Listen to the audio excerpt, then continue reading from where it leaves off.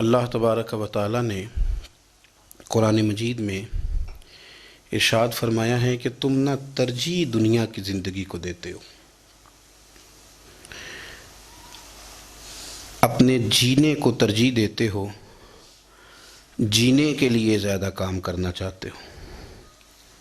والآخرۃ خیر و ابقیٰ، حالانکہ آخرت تمہارے لیے بہتر بھی ہے اور ہمیشہ باقی رہنے والی بھی۔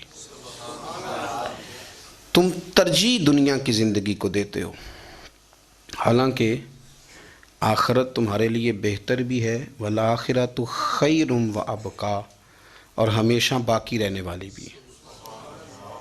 انسان اور مسلمان کو یہ حکم دیا گیا ہے کہ اس کی ترجیح دنیا داری نہیں ہونی چاہیے۔ مال، دولت، عہدہ، منصب، شہرت، اس کو ترجیحی بنیادوں پر یہ کام نہ کرے۔ ترجیح اس کی اللہ اور اس کے رسول کی ذات ہے۔ دنیا ضرورت ہے، اس کو ضرورت سمجھے، اس کو اپنے اوپر طاری نہ کرے۔ کمر سیدھی کرنے کے لیے روٹی کھانی ہے، اس کو ضرورت سمجھے۔ بدن چھپانے کے لیے کپڑا چاہیے، اس کو ضرورت سمجھ لے۔ سر چھپانے کے لیے چھت کی ضرورت ہے، اس کو ضرورت سمجھے، لیکن کبھی بھی کسی موقع پر اس بات کو سمجھ لیں کہ ترجیح دنیا کو نہ دے، ترجیح آخرت کو، اللہ کی ذات کو۔ ہماری آخرت کس طرح ٹھیک ہو سکتی ہے، آخرت میں کامیاب کس طرح ہو سکتے ہیں، آخرت میں اللہ تعالیٰ کی رضا کیسے پا سکتے ہیں، اس کو ترجیح دینی چاہیے۔ نبی پاک صلی اللہ تعالیٰ علیہ وسلم کے بہت سارے صحابہ بڑی شانوں والے، ایک صحابی کا ہم آج ذکر کرنے جا رہے ہیں جن کا نام ہے حضرت ابو ذر غفاری رضی اللہ تعالیٰ۔ ہمارے صوفیاء تصوف میں ایک جملہ بولتے ہیں کہ تیرا تو فقر بو ذر ہے، یعنی جن کو صحیح درویش کہتے ہیں نا، صحیح درویش۔ مولا علی شیر خدا رضی اللہ تعالیٰ عنہ فرمایا کرتے، دو ہی تو بندے ہیں جو رب کے رستے میں کسی شے کی پرواہ نہیں کرتے۔ حضور کون سے؟ فرمایا ابو ذر غفاری ہے اور دوسرے علی المرتضیٰ ہے۔ مولا علی فرمایا کرتے یہ نا مسلمانوں میں سے چوتھے یا پانچویں مسلمان ہیں۔ شروع سے ایک سلیم الطبع آدمی، کچھ لوگ طبعاً بڑے نفیس ہوتے ہیں، طبعاً ہی اللہ کی طرف سے شروع سے ہی۔ ان کا جو قبیلہ تھا بنو غفار، وہ رہزنی کرتا تھا، لوگوں کو لوٹ لیتا تھا۔ شروع میں یہ کام کیا، لیکن جب کچھ لوگوں کی چیخیں کانوں میں گئیں تو چھوڑ دیا، فرمایا نہیں یار، طبیعت نہیں مانتی۔ اور نبی پاک کا کلمہ پڑھنے سے پہلے ہی بتوں کی پوجا چھوڑ کے رب کی عبادت شروع کر دی۔ لوگ پوچھا کرتے تھے آپ عبادت تو کرتے تھے پر منہ کدھر کرتے تھے؟ فرماتے تھے جدھر وہ کرا لیتا تھا کر لیتے تھے۔ کسی نے انہیں بتایا کہ مکے میں ایک شخص ہیں جنہوں نے اعلان نبوت کیا ہے، آپ کی طرح کی باتیں کرتے ہیں۔ انہوں نے اپنے بھائی کو بھیجا، ان کا نام انیس تھا، پتہ کر کے واپس آئے، بھائی کہنے لگے ابو ذر، ان کا نام جندب ہے اصل میں، ذر ان کے بیٹے کا نام ہے اور کنیت سے زیادہ معروف ہیں، ابو ذر غفاری کہلاتے ہیں۔ فرماتے ہیں کہ بھائی نے آ کے بتایا کہ وہ نیکی کا حکم دیتے ہیں، برے کاموں سے منع کرتے ہیں، صلہ رحمی کا پیغام دیتے ہیں، لیکن لوگ سارے مخالف ہیں۔ یہ چیز بھی بڑی کاؤنٹ ہوتی ہے، اسے نہ کاؤنٹ کیا کریں۔ لوگوں کی ترجیحات بدلتی ہیں، صبح کچھ، دوپہر کچھ، شام کچھ، اسے نہ کاؤنٹ کریں۔ انہوں نے اس بات کو کاؤنٹ کر کے بتایا کہ لوگ ان کے جو ہیں نا وہ مخالف ہیں سارے۔ تو حضرت ابو ذر غفاری کہنے لگے مجھے تسلی نہیں ہوئی، میں خود جا کے پتہ کروں گا۔ کہتے ہیں مکہ شریف آیا تو کسی ایسے آدمی سے پوچھ بیٹھا، میں تو کچھ اور سمجھا تھا، وہ کچھ اور نکلا۔ مکے والوں نے بڑا مارا۔ مکے پہنچ کے پہلی جو چیز ملی وہ مار کھانے کی تھی۔ اب میں ڈرتے کسی سے پوچھتا ہی نہ، بھوک بھی بڑی تھی، رہنے کو جگہ نہیں تھی، حرم شریف میں لیٹا رہتا تھا۔ میرے نصیب دیکھو، مجھے ایک شخص نے آ کے ہلایا، کہنے لگے اگر مناسب سمجھیں تو میں آپ کو دیکھ رہا ہوں کافی دیر سے، آپ کوئی پردیسی ہیں، آپ کا اپنا مہمان نہ بنا لوں؟ تو میں نے کہا آپ کا کیا نام ہے؟ کہنے لگے میرا نام ہے علی ابن ابی طالب۔ کہتے ہیں مولا کائنات گھر لے گئے، کھانا بھی کھلایا، جگہ بھی دی، سونے کو خدمت بھی کی، لیکن چونکہ میں تو پہلے ایک سے پوچھ کے مار کھا بیٹھا تھا، میں نے پوچھا نہیں میں کدھر آیا ہوں۔ رات رہے، اگلی رات بھی رہے، لیکن میں نے بتایا نہیں میں کس کام آیا ہوں۔ حضرت ابو ذر غفاری رضی اللہ تعالیٰ عنہ کہتے ہیں خود ہی مولا علی نے پوچھا بتا سکتے ہو کیسے آئے ہو؟ میں نے کہا راز رکھ لو گے؟ فرمایا بڑا کشادہ سینہ دیا رب نے مجھے. تو بات تو کر کہنے لگے یار میں تو محمد مصطفیٰ کی زیارت کرنے آیا صلی اللہ تعالی علیہ وسلم. یہ بے نیاز لوگوں میں سے ہیں حضرت سیدنا ابو ذر غفاری. میں حضور کی زیارت کے لیے. حضرت علی کہنے لگے سویرے لے چلوں گا. انسان بزدل نہیں ہوتا، ہر انسان بزدل نہیں ہوتا، اور بلا وجہ ٹکراؤ کی پالیسی بنا لینا یہ بھی سیانے لوگوں کا کام نہیں. حکمت کے تقاضوں کے مطابق چلنا یہ بھی دلیر لوگوں کا ہی کام ہوتا ہے. حضرت مولا علی کہنے لگے صبح لے کے چلوں گا پر حالات ٹھیک نہیں. شرارتی لوگ ہر جگہ ہوتے ہیں. اگر کوئی شرارتیوں کا ٹولہ ملا نا جو کھڑا ہوگا جاسوسی کرنے کے لیے کہ حضور کی طرف کون کون جا رہا ہے، تو میں نیچے جھکوں گا جوتے کا تسمہ ٹھیک کرنے کے لیے. لیکن آپ نے نہیں کھڑے ہونا، آپ نے چلتے رہنا ہے تاکہ کسی کو شک نہ ہو. کہتے ہیں اس ترتیب سے حضرت علی مجھے لے کے گئے. میں حضور کی بارگاہ میں پہنچا. مولا علی کہتے ہیں بڑے بڑے لوگ سوال کرتے تھے پر یہ شروع سے سلیم الطبع تھے. مجھے کہہ لینے دینا، جنہوں نے ماننا ہوتا ہے وہ لمبے سوال کرتے ہی نہیں. مان جو لیا تو لمبے سوالوں کی ضرورت ہی کوئی نہیں. کہتے ہیں لوگ بڑے بڑے سوال کرتے تھے پر ابو ذر نے 2-3 باتیں ہی پوچھیں اور آگے جا کے کہنے لگے حضور ہاتھ بڑھائیں مجھے کلمہ پڑھائیں. نبی پاک صلی اللہ علیہ وسلم نے کلمہ پڑھایا. فرمایا باہر جا کے نا ابھی ذکر کرنا کہ تم مسلمان ہو گیا، یہ ماریں گے. عرض کی حضور انہیں مارنے دے، میں آیا بھی مار کھا نہیں ہوں، انہیں مارنے دے نا. پڑا فلک کو کبھی دل جلوں سے کام نہیں. داغ دلوی نے کہا تھا پڑا فلک کو کبھی دل جلوں سے کام نہیں، اور جلا کے راکھ نہ کر دوں تو داغ نام نہیں. ماری تو کھانے آئے ہیں، مارنے دے، کرنے دے زور جتنا لگانا ہے لگانے دے. باہر جا کے اعلان کیا. مکے والوں نے مارا، اتنا مارا کہ بے ہوش ہو گئے. پھر کسی نے بتایا کہ تم نے گزرنا بھی ہے ان کے علاقے سے، بنو غفار سے، پھر ان کا پتہ بھی ہے یہ لوگ بڑے سخت ہیں. پھر چھوڑا. تباً بڑے جلالی تھے، زاہد مزاج تھے. فرماتے تھے کہ جو تمہاری ضرورت سے زیادہ ہے وہ سارا صدقہ کرو. کنز کے معاملے میں ان کا رویہ یہ تھا. صرف حضرت صدیق اکبر کو کچھ نہیں کہا انہوں نے، باقی حضرت عمر جیسے آدمی کو بھی کھڑا کر کے کہہ لیتے تھے یہ مال کیوں رکھا ہوا ہے خزانے میں، بانٹتے کیوں نہیں سارا. اور جناب عثمان غنی رضی اللہ تعالیٰ عنہ کے ساتھ تو باقاعدہ کئی دفعہ اس موضوع پر گفتگو کی.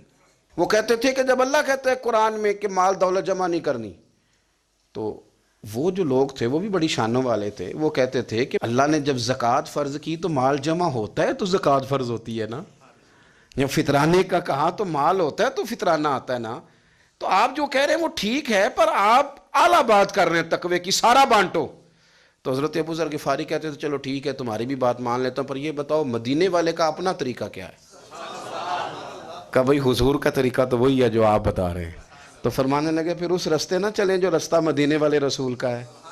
اور حضور سے، نبی پاک سے عشق کرتے بڑا کھل کے. یہ صحابہ صفہ میں سے تھے.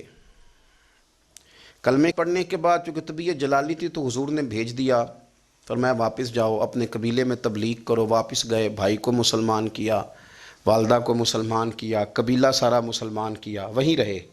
ہجرت مدینہ کے بعد آئے تبوک کے موقع کے قریب، اور حضور نے اصحاب صفہ میں رکھ لیا.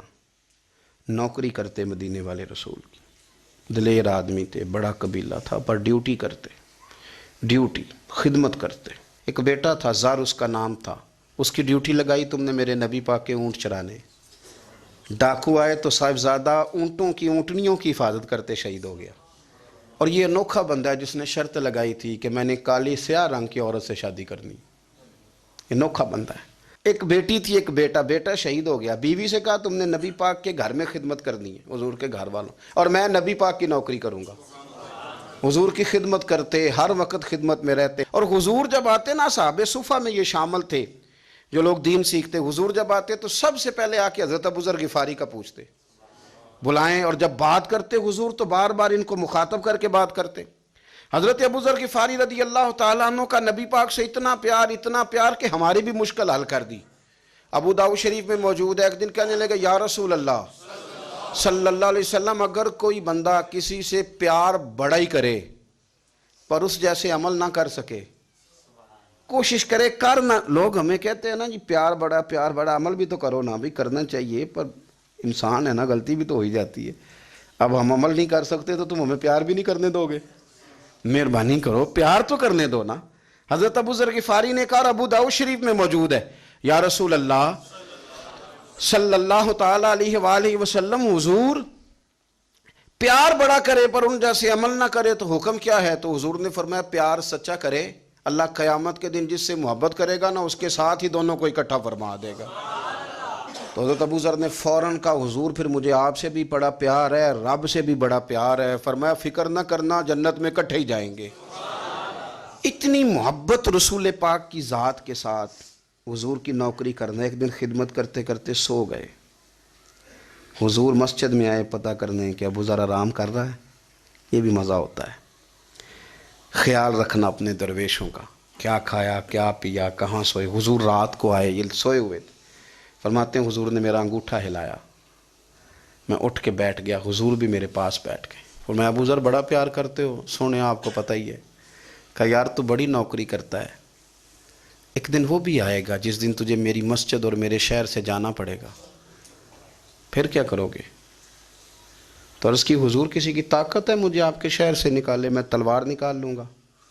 تو نبی پاک نے فرمایا تلوار نہ نکالنا، جہاں تمہیں بھیجا جائے چپ کر کے چلے جانا۔ حضور کب تک؟ فرمایا جب تک اللہ تیری اور میری ملاقات نہیں کرا دیتا، یعنی وصال تک۔ یہ واحد شخص ہیں کہ حضور کے وصال ظاہری کا وقت آ گیا تو فرمایا کوئی میرے ابو ذر کو بلاؤ۔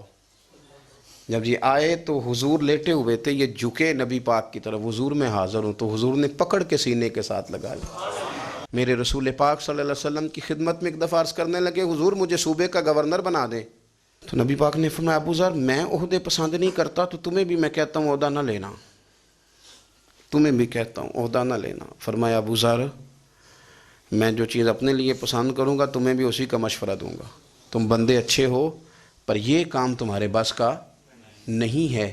بڑے زاہد آدمی میرے رسول کریم صلی اللہ تعالی علیہ وآلہ وسلم نے ان کے بارے میں فرمایا جس طرح نبیوں میں حضرت عیسیٰ علیہ السلام ہوئے، حضرت عیسیٰ دیکھیں نا، انبیاء میں اللہ تعالیٰ نے ہر قسم کی عظمت نبیوں کو دی۔ جناب سلیمان علیہ السلام کا تو تخت بھی ہوا میں اڑتا تھا، جن تک تابع دار تھے، اور نبیوں میں حضرت عیسیٰ بھی ہیں جن کے پاس گھر بھی کوئی نہیں، شادی بھی کوئی نہیں کی، اینٹ سرانے رکھ کے تکیہ بناتے، ایک ان کے پاس کنگھی تھی اور ایک پیالہ تھا۔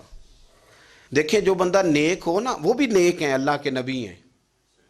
آپ اپنا تقوی مسلط نہیں کریں گے، جو وہ کر رہے ہیں وہ بھی مخلص ہو کے کر رہے ہیں۔ حکومتیں جو چلانی ہیں تو وہ کس نے چلانی ہے؟ اگر نیک بندے نہیں آئیں گے تو غلط لوگ آئیں گے، قوموں پہ ظلم کریں، وہ بھی اپنی جگہ ٹھیک ہے، لیکن یہ جو کر رہے ہیں یہ بات بھی اپنی جگہ بالکل ٹھیک ہے۔ ہم پتہ کیا کرتے ہیں، ہم چیزوں کو مسلط کرتے ہیں، ایک دوسرے پر مسلط نہیں کریں چیزوں کو۔ آپ جو کر سکتے ہیں، جو رستہ آپ کو صحیح لگتا ہے اختیار کر لیں، یہی تو ہمارے دین کا حسن ہے کہ سارے رستے واضح کر کے ہمیں دکھاتا ہے۔ حضرت عیسیٰ علیہ السلام نے ایک دن دیکھا کہ ایک بندہ نا انگلیوں کے ساتھ اپنے بال سیدھے کر رہا ہے، تو آپ نے فرمایا یار کنگھی کے بغیر بھی کام چل سکتا ہے، کنگھی بھی خیرات کر دی۔ دیکھا ایک بندہ ہاتھ کا تکیہ بنا کے لیٹا ہے، تو فرمایا اینٹ بھی دے دو کسی کے کام آ جائے گی۔ ایک دن دیکھا کہ ایک بندہ نا یوں چلو میں پانی پی رہا ہے، فرمایا پیالہ بھی رہنے دو، اس کے بغیر بھی کام چل ہی جاتا ہے۔ جناب عیسیٰ کا یہ زہد تھا۔ میرے نبی پاک علیہ السلام نے فرمایا جس نے جناب عیسیٰ کا زہد دیکھنا ہو وہ میرے ابو ذر غفاری کو دیکھے، ان کو دیکھے، یہ دنیا میں جناب عیسیٰ کے زہد کے مطابق چلتے پھرتے ہیں۔ ساری زندگی دولت کو مال کو پسند نہیں کیا۔ جہاں رہتے تھے ایک گورنر صاحب نے 300 دینار تحفے میں بھیجے، تو ایک ہوتا ہے نا بندہ کہتا ہے نہیں ضرورت نہیں، اور حضور سید عالم صلی اللہ علیہ وسلم نے حضرت عمر سے فرمایا تھا جو خود بخود آ جائیں وہ قبول کر لو اللہ کی طرف سے، لیکن ان کا رنگ فقیری والا تھا اور تھوڑا انوکھا تھا۔ 300 دینار آئے تو فرمانے لگے اسے جا کے کہو تمہیں کوئی اور بندہ نہیں ملا دھوکہ دینے کے لیے، میرے گھر ہی مال بھیج دیا ہے۔ فرمانے لگے میرے پاس گدھا ہے سواری کرنے کے لیے، میرے پاس بکریاں ہیں دودھ پینے کے لیے، میرے پاس ایک چادر اضافی ہے سامان میں سے، میں تو ڈرتا ہوں کہ رب کہیں اس چادر کے بارے میں سوال نہ پوچھ لے، اور تم ہو کہ میرے پاس یہ لے کے آئے ہو۔ حضرت عثمان غنی کے پاس جا کے کہا کرتے کتنا لوگوں کے پاس پیسہ آ گیا ہے، ہر بندے کے گھر میں مال ہے، یہ کیا ہو رہا ہے، لوگوں سے کہیں خرچ کریں غریبوں پہ۔ عثمان غنی فرمانے لگے تمہیں تو خوش ہونا چاہیے کہ میرے دور میں لوگ خوشحال ہو گئے ہیں۔ آپ فرمانے لگے نہیں، وہ والا رنگ زیادہ بہتر ہے جو مدینے والے نے اختیار فرمایا ہے، کیونکہ کچا رنگ للاری والا چڑھدا تے لیندا رہندا عشق تیرے دا رنگ محمد، جدوں چڑھ جائے پھر نہیں لیندا۔ آپ کی طبیعت کے اندر دولت سے بیزاری، حضرت ابو درداء، حضرت ابو موسیٰ اشعری، حضرت ابو ہریرہ رضی اللہ تعالیٰ عنہ، یہ سمجھ لیں ان کے کلاس فیلو تھے، ان کے ساتھ پڑھا تھا انہوں نے۔ حضرت ابو ذر غفاری ان پر بھی جلال کرتے۔ آپ یقین کریں کہ طبیعت نا ایسے کیف میں آ گئی ان کو پڑھ کے۔ ان کو پڑھا جب کچھ دنوں سے تو کچھ انوکھا، یہ انوکھی وجہ ہے، سارے زمانے سے نرالے ہیں، یہ بندے کون سی بستی کے یارب رہنے والے ہیں، یہ کس طرح کے لوگ ہیں، کیا سوچ ہے۔ حضرت ابو درداء رضی اللہ تعالیٰ عنہ کے گھر کے قریب سے گزرے تو حضرت ابو درداء مکان بنا رہے تھے، کیا جملہ کہا، تڑپ گئی روح۔ فرمانے لگے ابو درداء تجھ سے مجھے یہ امید نہیں تھی یار۔ فرمایا کیا ہوا؟ فرمانے لگے اب تیرا مکان بنانے کے لیے بھی اللہ کے بندوں کی پشتوں پر اینٹیں رکھی جائیں گی، تیرا مکان بنانے کے لیے رب کے بندوں کی پشتوں پر اینٹیں تیرے لیے۔ حضرت ابو درداء نے گردن جھکا لی، فرمایا یار جہاں تو ہے نا تو بالکل ہی ٹھیک کہتا ہے۔ کیوں؟ میرے نبی پاک صلی اللہ علیہ وسلم نے فرمایا اس زمین کے اوپر اور آسمان کے نیچے ابو ذر غفاری سے سچا بندہ کوئی نہیں، ان سے زیادہ سچا کوئی نہیں۔ فرمایا تو ٹھیک کہتا ہے یار، صحیح کہتا ہے۔ حضرت ابو موسیٰ اشعری رضی اللہ تعالیٰ عنہ کو گورنر بنا دیا گیا عراق کا۔ اب حضرت ابو موسیٰ اشعری صحابہ میں ایک بڑے جلیل القدر صحابی ہیں، اور ان کی عظمتیں، رفتیں، بلندیاں کیا کہنا، بڑی گہری دوستی تھی۔ لیکن جب وہ گورنر بن گئے نا تو آپ نے فرمایا بس بھئی اب تو نے عہدہ لے لیا ہے، یہ بندے کو ٹھیک نہیں رہنے دیتی چیزیں، اب تو عہدے میں چلا گیا۔ بڑی مدت کے بعد ملاقات ہوئی حضرت ابو موسیٰ اشعری کے ساتھ، وہ دوڑ کے آئے حضرت ابو ذر غفاری کے گلے ملنے، میرا بھائی میرا بھائی۔ فرمایا پیچھے ہٹ جا، میں نہیں تیرا بھائی، تو گورنر ہے، میں غریب آدمی ہوں، اپنا کام کر۔ پھر دوڑ کے آئے، فرمایا ابو ذر تو میرا بھائی ہے یار، اکٹھے پڑھتے تھے حضور۔ فرمایا نہیں جا تو نہیں میرا۔ پھر آئے، جانتے تھے نا یہ سچا بندہ ہے، یہ سچا بندہ ہے، یہ تقریروں والا نہیں، صرف وعظوں والا نہیں، اس کے اندر بھی بڑی سچائیاں ہیں۔ قریب آئے، آ کے کہا یار تو میرا بھائی ہے، میرے سینے لاگ۔ فرمانے لگے تو تیسری بار آیا ہے، مومن ہے، میں منہ نہیں موڑ سکتا، پر پہلے مجھے بتا گورنر بننے کے بعد تو نے مکان کتنے بنائے، باغ کتنے لگائیں، چکیاں کتنی لگائیں، کتنے تو نے چیزیں بنائی ہیں، پہلے بتا۔ تو حضرت ابو موسیٰ اشعری نے ان کا ہاتھ پکڑا، رونے لگے، کہنے لگے جس محبوب سے تو نے تربیت لی ہے میں بھی انہی کا نوکر ہوں، جن کپڑوں میں میں عراق گیا تھا میرے آج بھی وہی ہیں یار۔ کیا بات کرتا ہے تو، میرے وہی ہیں۔ مجھے بتا اگر یہ عہدے خدمت کے ہم نہیں لیں گے تو پھر کیا ظالموں کو دیں گے، غیروں کو دیں گے؟ نہ کر، کچھ نہیں بنایا۔ حضرت سیدنا ابو موسیٰ اشعری رضی اللہ تعالیٰ عنہ روئے، اور جب کہا نا کوئی شے نہیں میرے پاس، تو فرمایا اچھا چل آ جا، پھر سینے لگ جا، تو واقعی میرا بھائی ہے۔ پھر حضرت ابو ذر غفاری نے محبت فرمائی، وہ درویشی، وہ فقیری، وہ سادگی، وہ نورانیت، وہ دل کے ساتھ اندر۔ ہمارے تو بہت سارے لوگ ہیں جو کہتے ہو کہاں لے جانا ہے مال، کیا ضرورت ہے مال کی، ہر وقت مال کی مخالفت کرتے ہیں، لیکن دل ان کا کہتا ہے کہ آئے صحیح، کسی طریقے سے پہنچے صحیح۔ حضور نے فرمایا بعض لوگوں کی زبانیں شہد سے زیادہ میٹھی، دل بھیڑیے سے زیادہ خطرناک۔ اوپر سے کہہ کچھ رہے ہیں، اندر حالات کچھ اور ہیں۔ لیکن حضرت ابو ذر غفاری رضی اللہ تعالیٰ عنہ دوری دولت سے، آپ فرماتے کیوں ہیں لوگوں کے پاس مال، کس لیے اتنا مال جمع کیا ہے؟ کیا ساری غریبی ختم ہو گئی ہے، غربت مٹ گئی ہے ساری؟ کیوں لوگ مال بناتے ہیں؟ ایک اور آپ کی کلاس فیلو تھے جو بصرے کے گورنر بنے، عبداللہ بن عامر رضی اللہ تعالیٰ۔ ایک صاحب سے ملاقات ہوئی، جناب نافع تائی ان کا نام تھا، تو حضرت ابو ذر غفاری سے وہ بڑے شوق سے ملنے آئے، حضور کے صحابی سمجھ کر کے۔ فرمایا کہاں کے رہنے والے ہو؟ کہا میں تو بصرے کا رہنے والا ہوں۔ فرمایا وہاں میرے ایک کلاس فیلو ہیں عبداللہ بن عامر، کہا وہ تو آج کل گورنر ہیں۔ فرمایا میرا ایک پیغام دے دو گے اس کو جا کے؟ کہا حضور دے دوں گا۔ فرمایا اس سے جا کے کہنا تو گورنر بن کے بھی زندہ ہی ہے، اور میں پانی کا پیالہ پیتا ہوں، کھجور کھاتا ہوں، اور رب کی عبادت کرتا ہوں، میں بھی تو زندہ ہی ہوں نا، تو بھی زندہ ہی ہے، اس سے آگے کچھ نہیں ہے۔ اور میں کھجور کھاتا ہوں، پانی کا پیالہ پیتا ہوں، میں بھی تو زندہ ہوں نا۔ اللہ اکبر۔ نافع تائی کہتے ہیں اس پیغام کی سمجھ نہیں آئی، لیکن میں لے کے گیا۔ عبداللہ بن عامر سے میری ملاقات ہوئی تو میں نے کہا جی ایک پیغام دینا ہے، تو انہوں نے کچھ توجہ نہیں کی۔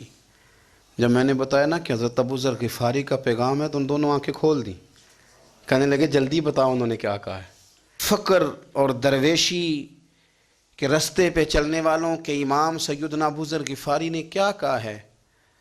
تو کہتے ہیں مجھے پاس بٹھا لیا، شفقت فرمائی، کہنے لگے اب بتاؤ انہوں نے کیا کہا ہے۔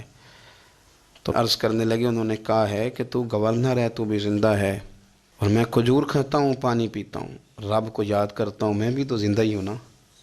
کہنے لگے ایک دفعہ پھر کہا انہوں نے کہا تھا کہ میں کھجور کھاتا ہوں، پانی پیتا ہوں، عبادت کرتا ہوں، میں بھی تو زندہ، کہا ایک دفعہ پھر کہتے ہیں تیسری دفعہ کہا تو وہ اتنا روئے کہ انہوں نے چادر میں منہ چھپا لیا۔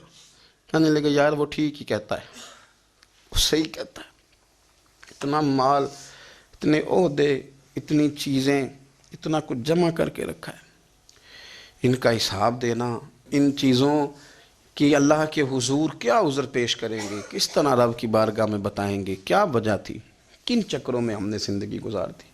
سیدنا ابو ذر غفاری رضی اللہ تعالیٰ عنہ نے اپنی حیات مبارکہ ساری کی ساری فرماتے تھے کہ ہم نہیں عمل کریں گے تو کون کرے گا، وہ خاص سادگی، وہ خاص۔ اور پتہ میرے نبی پاک نے کیا فرمایا؟ فرمایا مجھے میرے رب نے حکم دیا ہے کہ میں 4 لوگوں سے پیار کروں۔ اللہ اکبر، کاش کبھی آپ اس حدیث کے جملوں کو سمجھیں۔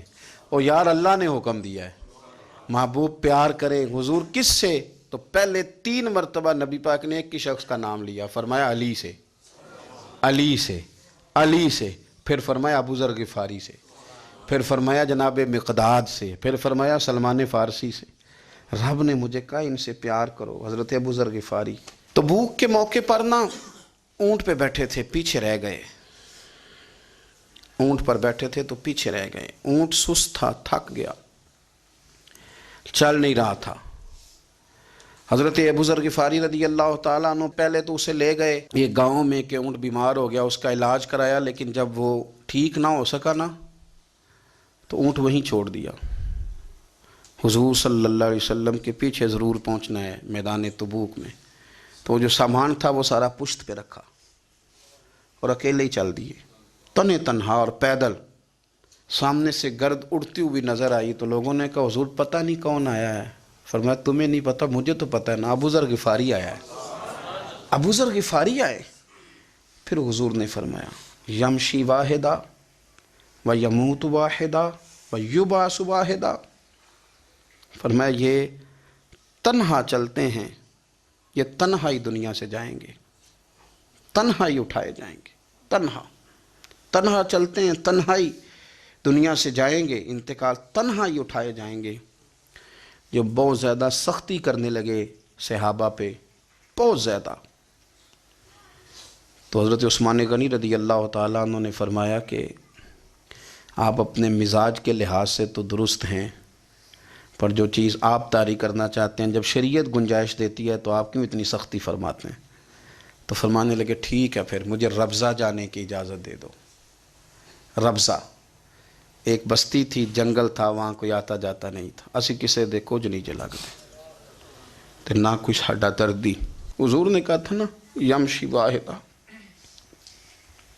تو اکیلا چلے گا، ربضہ چلے گیا۔ حضرت سیدنا عثمان غنی نے کہا یہ کچھ بکریاں لے جاؤ، دودھ پی لیا کرنا۔ فرمایا عثمان مجھے مال کی تو ضرورت پہلے دن سے ہی کوئی نہیں، مجھے تو رب رسول کی ضرورت ہے، ان کی کرم نوازیاں میرے ساتھ رہتی ہیں۔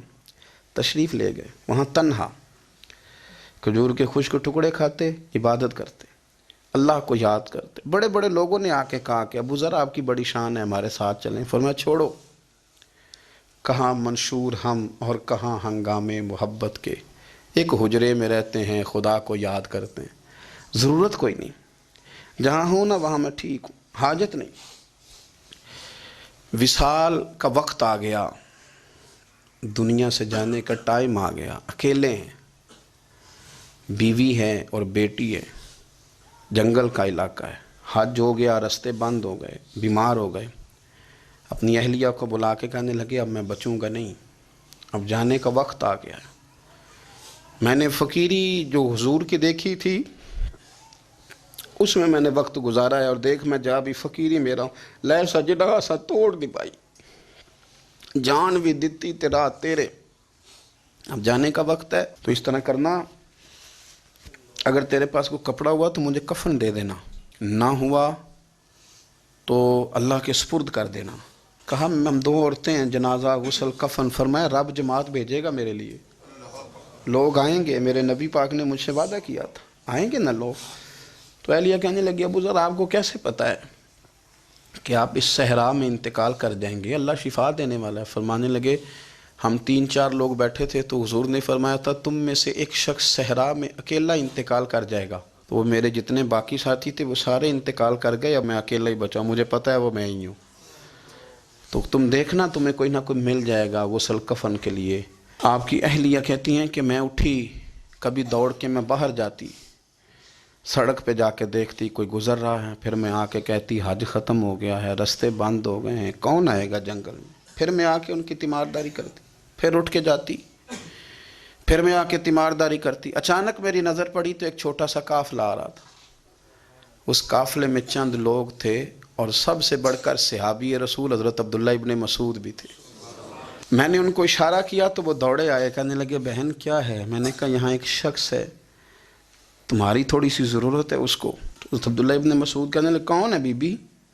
کہتے ہیں میں نے کہا کہ وہ ابو ذر غفاری ہیں۔ کہتے تڑپ کے روئے عبداللہ ابن مسعود، تڑپ کے کہنے لگے ابو ذر میرے نبی پاک کا پیارا، میرے ماں بھی اس پہ قربان، میرا باپ بھی قربان، کدھر ہے جلدی بتاؤ؟ کہتی میں لے آئی، 4-5 لوگ تھے وہ۔ تو سیدنا ابو ذر غفاری کہنے لگے عبداللہ میرا وصال ہو جائے گا لیکن یاد رکھنا میری بیوی کے پاس کفن کے لیے کپڑا موجود نہیں۔ وہ لہو سجنا سا توڑ ہی نہیں پائی، جان بھی دیتی تیرا تیرے، کفن کے لیے کپڑا نہیں ہے۔ لیکن تم میں سے نا وہ بندہ کوئی کپڑا نہ دے جو کبھی کسی سرکاری عہدے پہ رہا ہو، وہ بندہ میرے کفن کے لیے کپڑا نہ دے کسی سرکاری عہدے پہ رہا ہو۔ ایک انصاری جوان کہنے لگا ابو ذر میں کبھی کسی عہدے پہ نہیں رہا، اگر آپ میری چادر قبول کر لیں کفن کے لیے تو میں ٹھیک ہے۔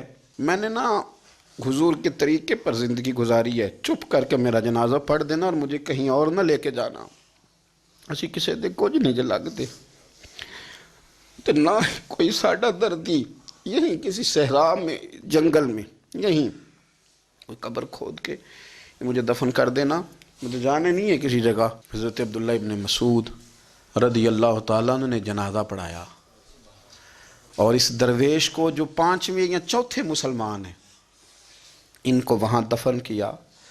جب خبر پہنچی نا مدینے تو سب سے زیادہ آنسو مولا علی نے بہائے، سب سے زیادہ حضرت علی نے۔